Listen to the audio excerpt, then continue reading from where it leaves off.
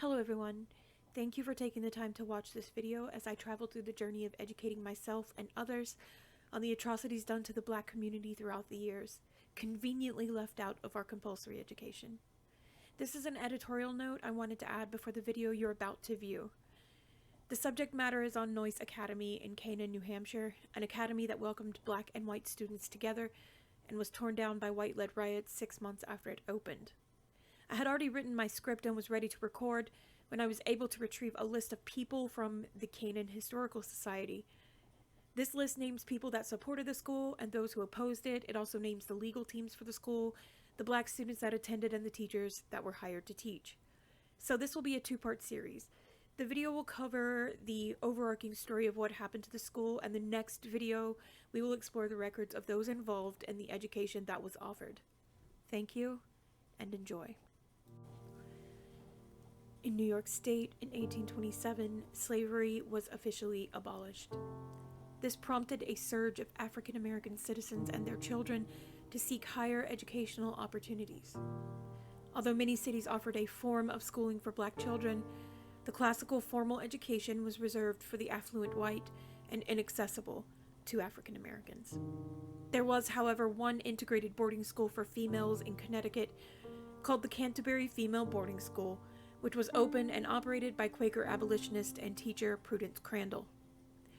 Crandall's school was, at the time, the only integrated educational environment in the United States, until 1835 when Samuel Noyes, George Kimball, Samuel Edmund Sewall, and others opened the Noyes Academy for youth of good character without the distinction of color.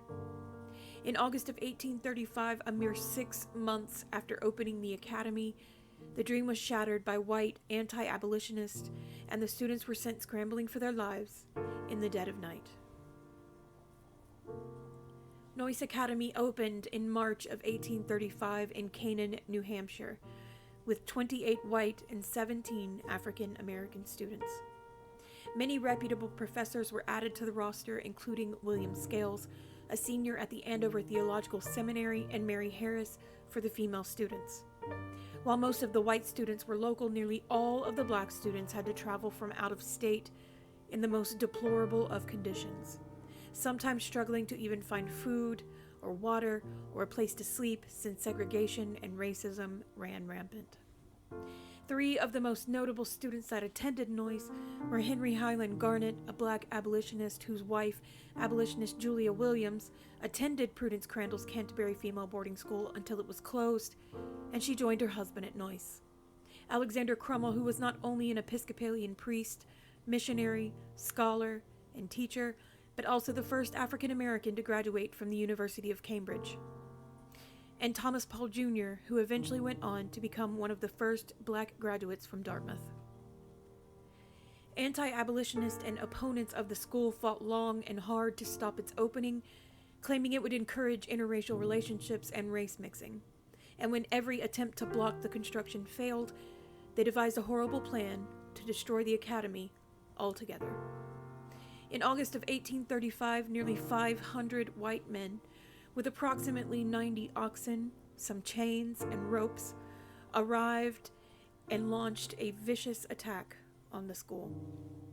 The rioters worked in shifts to physically pull the schoolhouse off of its foundation and dragged its destroyed carcass a mile down Canaan Street before delivering the skeletal remains of Noyes Academy onto the front lawn of the city's meeting hall.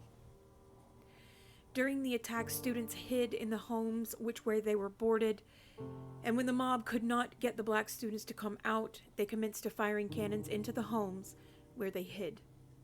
It was only when Garnet, who was boarding with the school's founder, fired a return shot that the rioters were distracted long enough for the students to be smuggled out of the town under the cover of night. Despite attempts to repair and reopen the school, the remaining structure was burned to the ground 3 years later. Remember, they cannot ever tell you what you should learn, and you should always fight for the truth. Thank you.